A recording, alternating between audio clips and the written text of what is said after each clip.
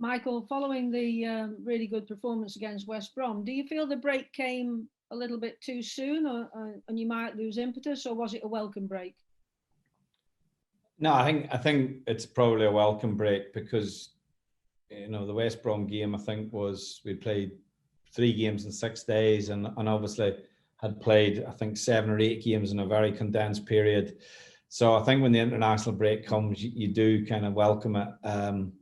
And we come in a similar period again. Obviously, the next international break in November, I think we have 7 games, 6 league and 1 cup game in that period. So again, a very condensed period. So it gives the time for the players who aren't in international duty to step away from things, get a little bit of break.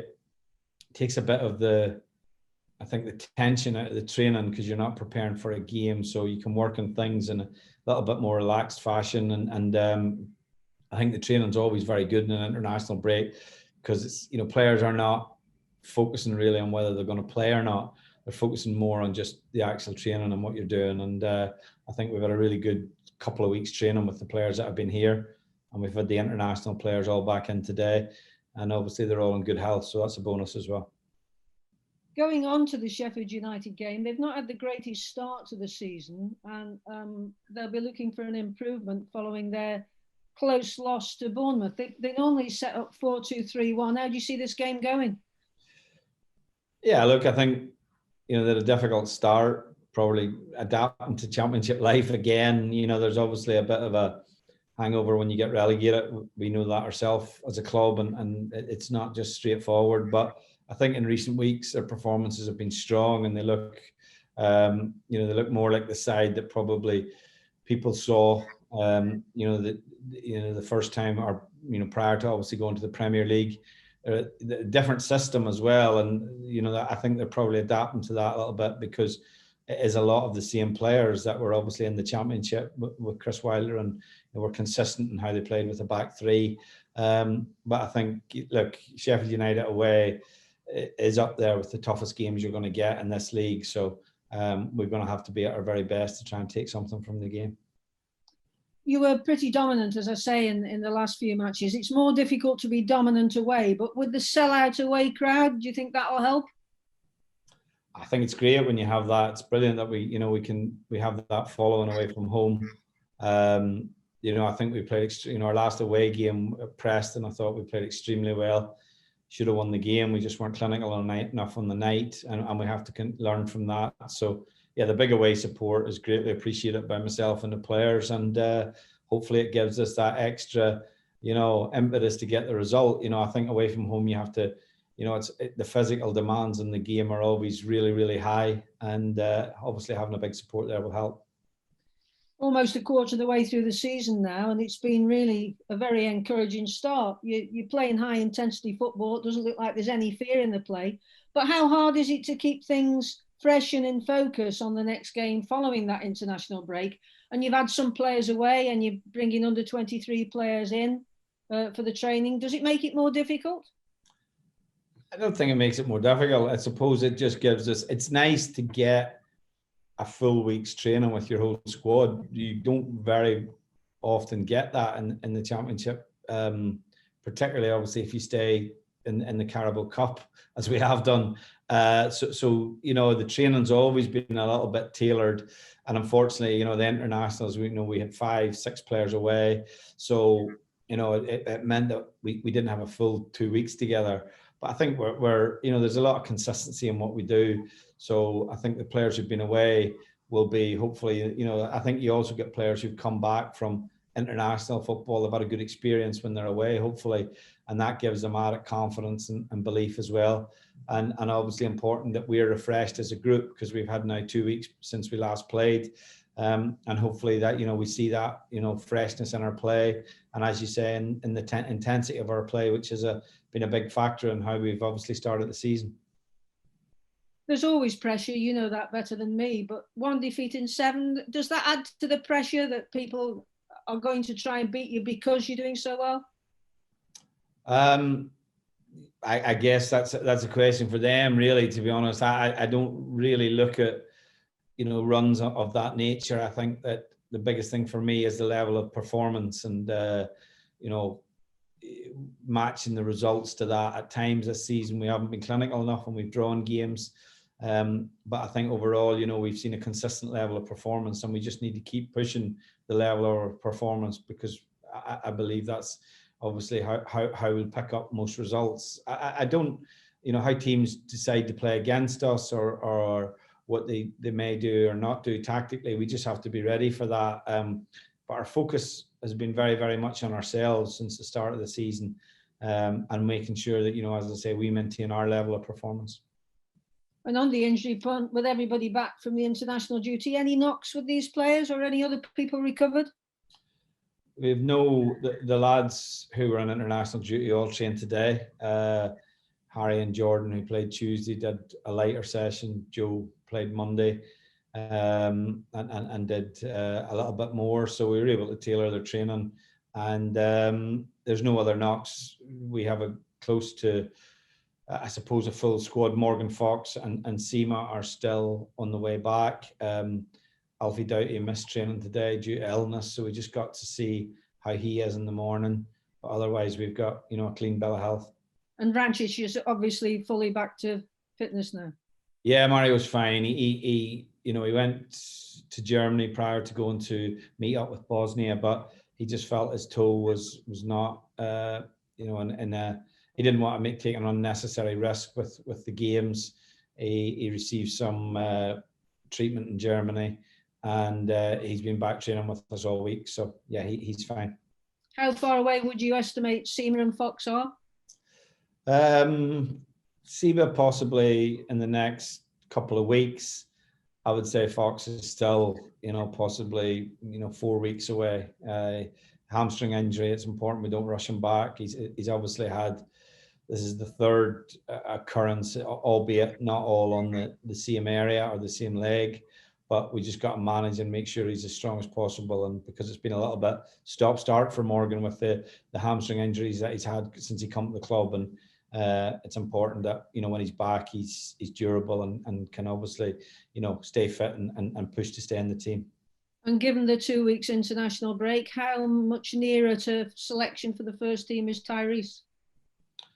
Well, he played in the 23s at Fulham last Friday. I think he played just over 80 minutes.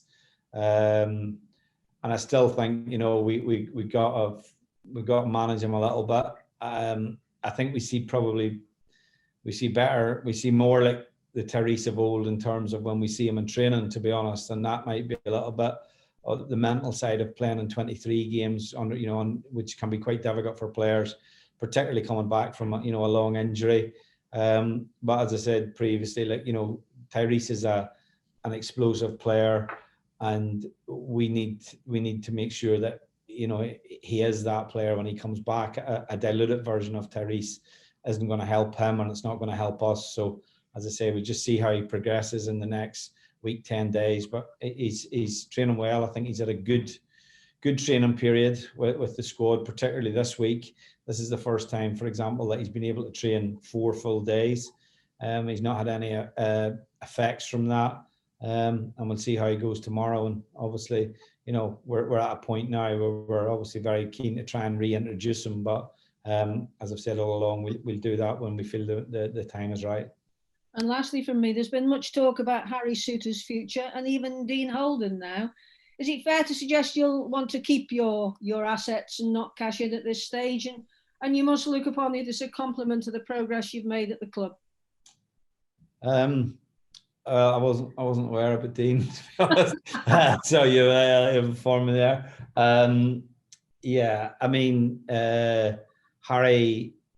Harry's had a very strong start to the season.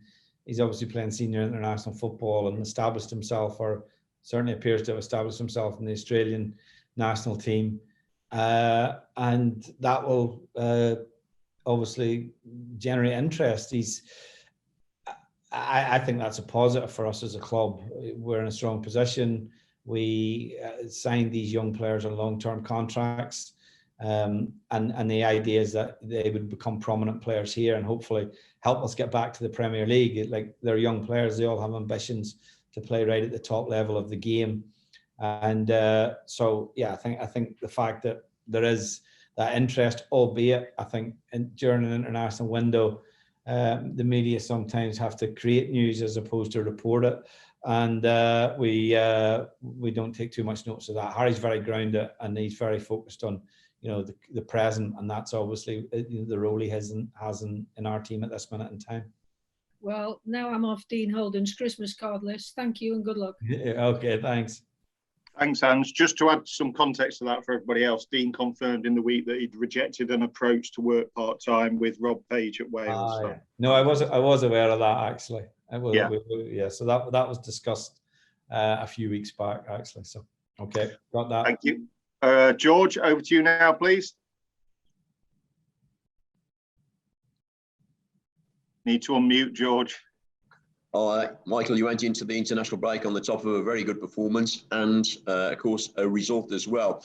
And you've got practically a clean bill of health. Does that make the selection problem hard to go into a game against a team that was well fancied? Not the best start, but still a difficult task. Yeah, look, this game, Sheffield United away will be a very tough test. I think when you go to any of the teams that have come out of the Premier League, you're going to be tested. So, that'll be no different. And yeah, the selection is difficult because I think we've a squad where there's a lot of competition for places. We've a squad where people have started the season well. And the important thing is that players have to understand, that they will have to play a role at times. They'll have to maybe take a back seat.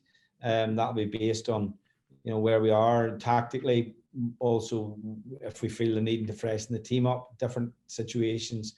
But that competition is vital to have a squad that can maintain where we are in the league and obviously push higher if possible. So that's just something that if you're going to be part of a club that is going to push towards the Premier League, the players have to be ready to accept not being in the team and obviously be ready to do everything they can when they are given the opportunity to play.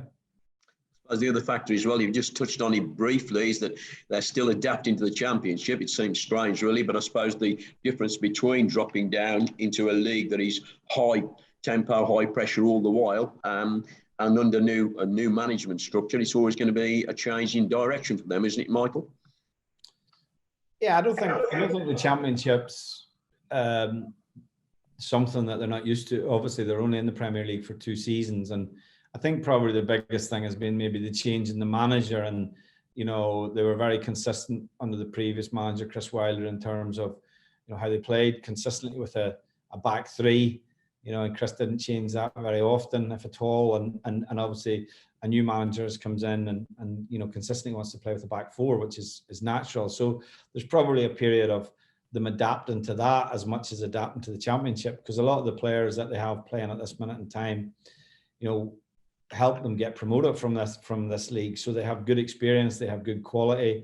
I think they've added good players as well to the squad that they came down with. So yeah, I think it can be easy to get not start well in this league.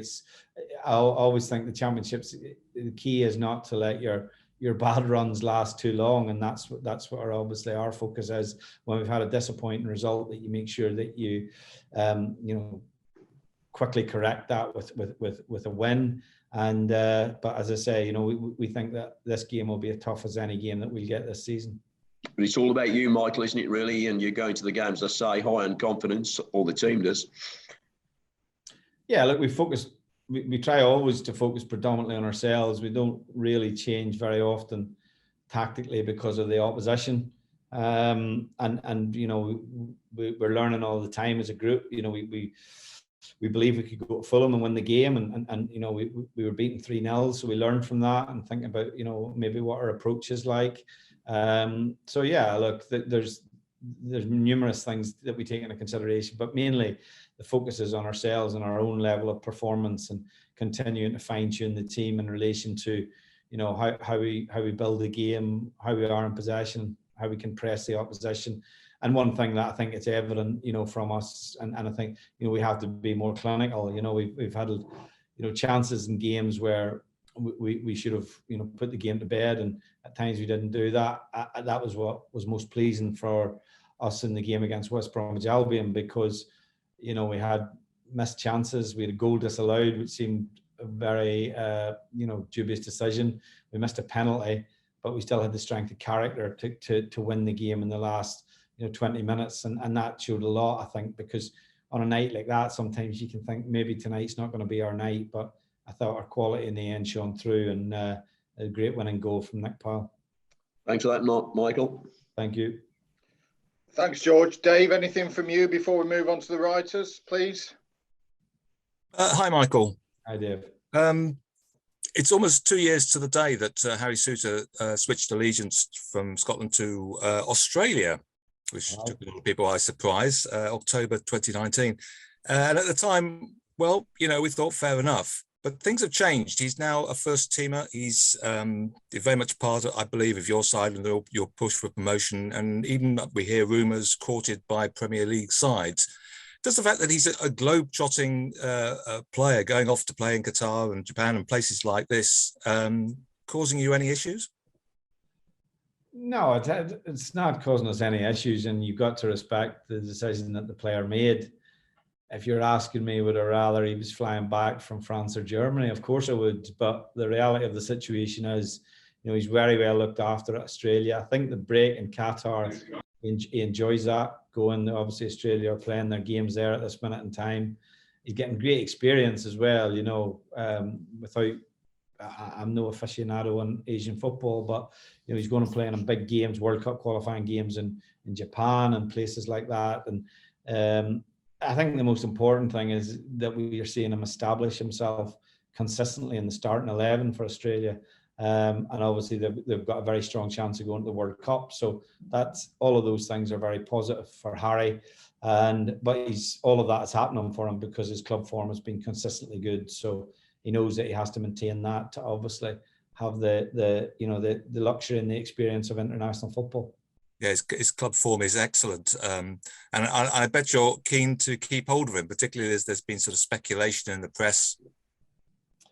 Yeah, look, the speculation in the press, of course there is, and that can happen because a Premier League scout attended a game. You know, that's the reality of the situation. People put two and two together, choose what number they want to come up with, and for our point of view, like Harry signed a long-term contract just last year. I think just around January time. So off the top of my head, I think, you know, he's got 4.5 years left of his contract. So his focus is purely with Stoke City at this minute in time. You know, we don't want to sell young assets that are at the club. We felt that we had to do that with Nathan because it allowed us then to invest in the team and Ben Wilmot and Sam Surridge, but also strengthen the club and as well. Ideally, you know, those are decisions that are never easy to make, and you have to make them. But I think, you know, with Harry's situation, you know, he's obviously been captain of the team. His focus is on trying to get to the Premier League and trying to get to the Premier League with Stoke. Last week you were playing West Bromwich Albion, the league leaders. This week you're playing Sheffield United away. And previous seasons or recent seasons, we'd have been quite concerned about playing such top sides, but at the moment, the way the side is playing, there's a certain verve to your side. I'm just looking at the team that played West Brom. It's not just the sort of starting 11. It's also the subs. The subs bench is full of sort of like players who can bring a bit of magic. Stephen Fletcher, Alfie Doughty, Leo Ostigard, Sam Sturridge. You must be very pleased by the depths of squad. Do you think that's really been part of your success this season?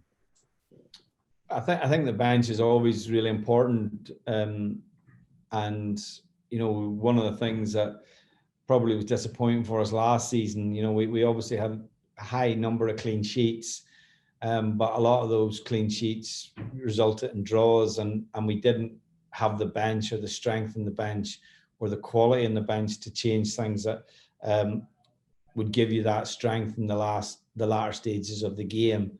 I think that was evident against West Brom. You know, we were able to bring, you know, Sam Surridge and Stephen Fletcher on. We could make a tactical change, you know, for Mario and Jacob come off after having both played their part and played extremely well. And I think the key is that when you're making substitutions, that you don't feel that you're weakening your team.